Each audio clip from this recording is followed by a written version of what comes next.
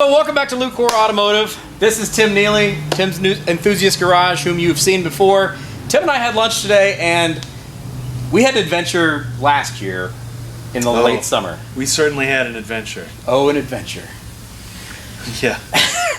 We did the 2500 road trip, which if you haven't seen it before, you should totally watch it. Both Tim and I have videos on our channels showing the hijinks and experience of this trip. We left from Columbus, Ohio, where we are both based out of, and went to Devil's Tower, Wyoming, via lots of corn and flatland. It was an awesome trip until my 500 SL hit a tire because we were pushing late into the night, which if you're ever going on a road trip, on a motorcycle especially, say we're going to end at 8 o'clock and end at 8 o'clock. Yeah. Stop wherever you are. Because we were rolling, I was a little on the tired side. I probably wouldn't have seen it even if I was more attuned to what was going on. But I hit the tire, took out the fuel pump, slow-mo took out the fuel pump. Yeah. So we noticed the next morning a fuel smell, South Dakota, more fuel, and road construction. Pouring, it was just bad. So that car ended up getting towed back because there were no parts in South Dakota. I did, however, sell my $2,500 car for a profit, even after the ridiculously expensive and complex towing situation, fuel pump and towing situation. Yeah. Did I make money? Maybe. Anyways, we're gonna do it again. 2,500. Yes. We've asked some friends to do it. It really is you really find out who your friends are when you say, hey, this month we're buying $2,500 cars. We're driving them 2,500 miles. Everyone says they want to do it until you start to do it. This guy, day one, has already located his car. I have not, although I have 2 or 3 in my sights. So we'll see what happens. Mine is not at all what I was initially looking for. Like, we went to lunch literally yesterday. That, but I don't know. And it was kind of a, whatever, yeah, we should do this again. It was fun. We had a great time. I mean, it was a great life memory. It was good. And it makes no sense doing 2,500 miles in a $2,500 car. Like, it's not probably the smartest thing we've ever done, but it did end up being a great life memory. So my idea of what I was going to do, because I'm kind of an old school hot rodder kind of guy, was one direction. And then I literally was Craigslist searching for what I was looking for and found something completely not what I was looking for. Oh, it's ridiculous. But awesome. Still kind of an old school hot rod. Kind of. Sort of. But yeah, if you get that, it will be awesome. It will be mine. I am kind of all over the map, so in the off chance that you do watch this and have input, we are probably not going to try to sleep in our cars this time. So yes, which the 500 SL did not work. I ended up spending money on hotels that were horrible. In fact, that one there's one I left a really bad review for. It was bad. No amount of money should have been charged. I should have probably disputed it. But yeah, so let me know what you think I should buy.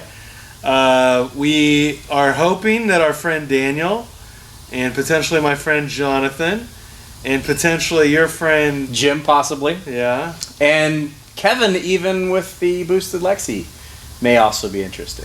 This is not something for the light of heart to take.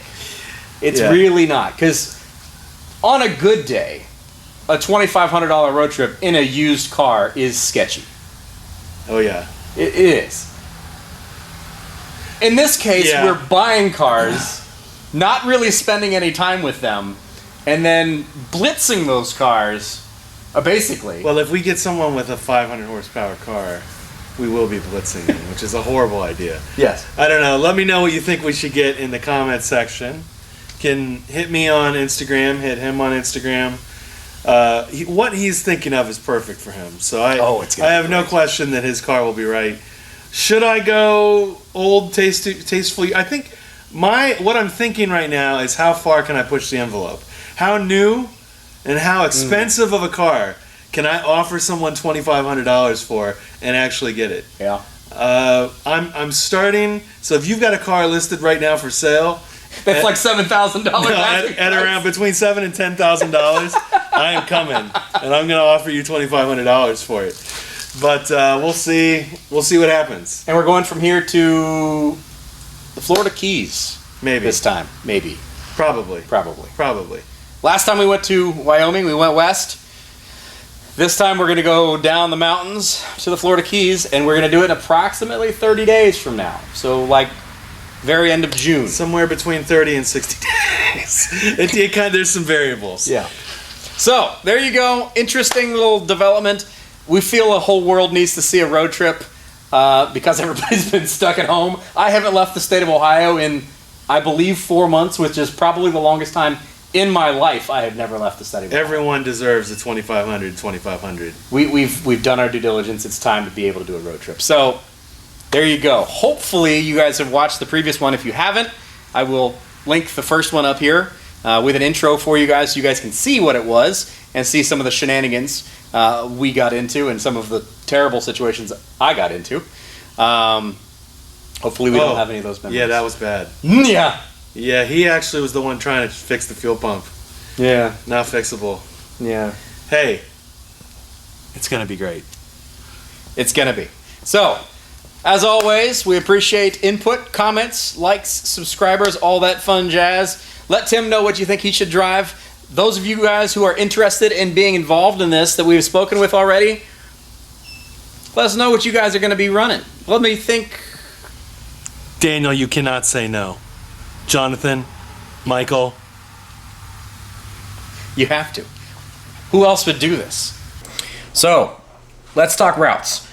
Initial route was originally thought to do straight from here to Key West and back. In order to do that, we need to go south. Well, there's some beautiful mountains in between us and there, and there's a wonderful road called the Tail of the Dragon between here and there. There's also the Blood Mountain Road, which is epic. Unfortunately, the last time I did it in a Honda CR-V with two old ladies in it. So slightly less than epic, my driving experience. But this is kind of what we're thinking. Start in Columbus, go down through Cincinnati to Knoxville, and then we make our way down to the Tail of the Dragon, take the Tail of the Dragon all the way down to Blairsville, and then we take the Blood Mountain Road down, hit Atlanta, and then the rest of it's pretty much the interstate driving down, and then obviously across into Key West, and then turn around and come back.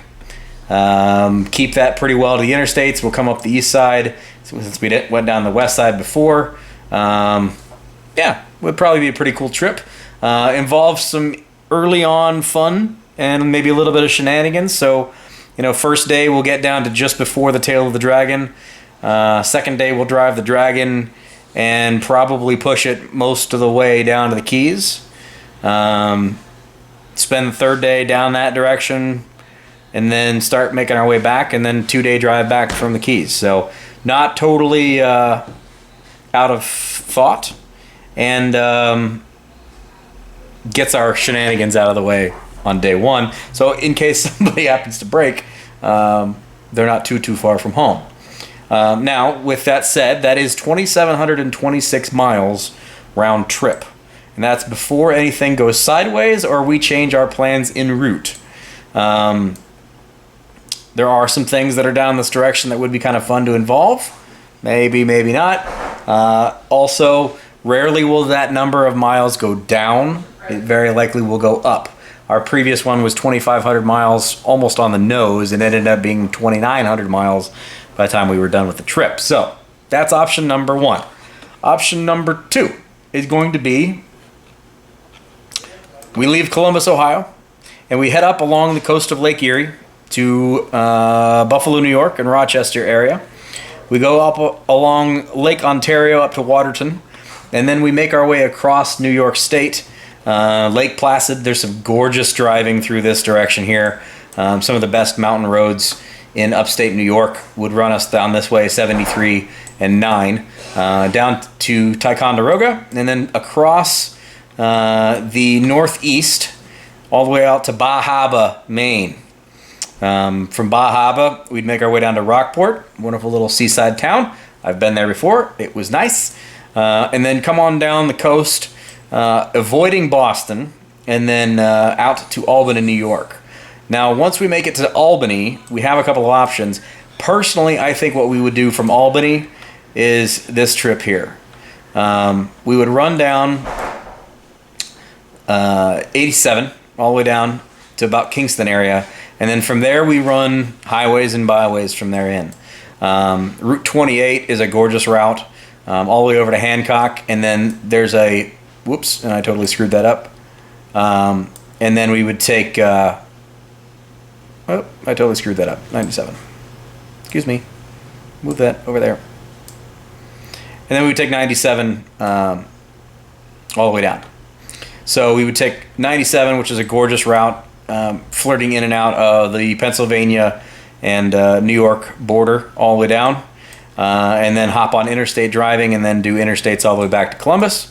That whole drive ended up being approximately 2,250 miles, 2,300 miles, depending on how we do that. Again, that's without anything going weird or any side detours or wanting to turn back and drive up a road again, because it's going to be amazing.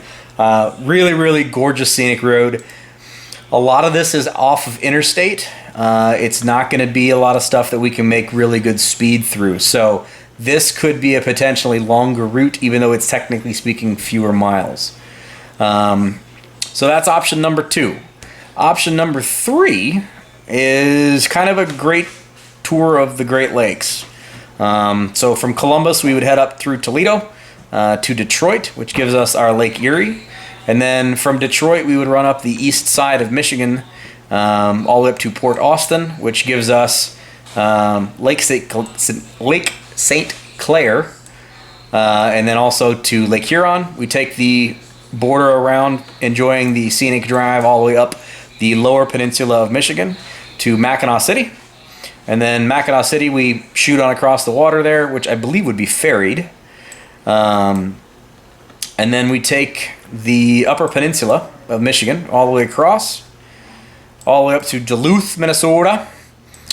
And then from Duluth, head up a little bit more up the coast so we can enjoy some decent Lake Superior, get some here and a little here and a little here. So we get a lot of lake time. And then run this all the way up to Little Fork, which is one of the northernmost areas we're going to get to here. And then turn around and come back. So we would come back down a similar route that we came back through some of the 2500 road trip. We came through on the way back across on 90 and then came down that direction. So down through Minneapolis, through Chicago, around Chicago, we'll see. Nobody really enjoys driving through Chicago. Unfortunately, the traffic there can be kind of a nightmare, but it would be a memory. Hopefully nothing gets stolen if we have to park and stop there. Anyway, would bring us down through Indianapolis, and then, yeah, it goes home. So those are our 3 options. The third option being the Great Lakes tour ended up being roughly 23, almost 2,400 miles. As it's planned, obviously, again, as I said, without incorporating any kind of off the beaten path or changes in directions or what have you. So easily would end up being 2,500 miles as well. So those are our 3 options. Do we go south to Key West by way of the Tail of the Dragon and Blood Mountain? Do we go northeast across the great state of New York and seeing some incredible driving roads all the way through New York State and then back down through Pennsylvania? Lots of really fun roads on that trip. Or do we head northwest and we head up along the Great Lakes tour all the way up to the northern end of our great country here and then turn around and come back through Minneapolis and Chicago and Indy? So what do you guys think? What do you guys who are interested in this trip think? What do you want to do? Those of you who watch this, chime in. Let us know what you think. What you think we should do. If you've run any of these routes, what you think is good, bad, ugly, what other... Give us your input. Now, dates-wise, initially we had discussed doing this the end of June. We are essentially 2 days away from June beginning, which doesn't give us a lot of time to get our vehicles purchased and inspected and any repairs that need to be done. Mine needs to a lot of repairs. We'll deal with that in the next video of this series. But it doesn't give us a lot of time. So the other option we have is doing it in the end of July, We had talked about doing it at the end of June, which would put us here in the 25th through the 30th. Or we could do it in the end of July and do it the 23rd through the 28th. Again, up to you guys what you want to do. Do you want to have 30 days to get a car ready, or even a little less than 30 days at this point in time? Or do you want to have essentially 2 full months to get it situated and ready to go, and then make this drive happen?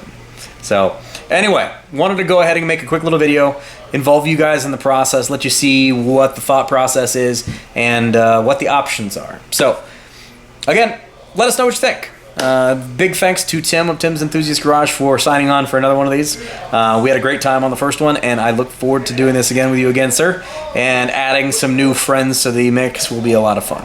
I think you and I both made some very fun life memories out of our last one, and I very much look forward to doing it again. So, as always, like, comment, subscribe, all that fun jazz. Let us know what you think.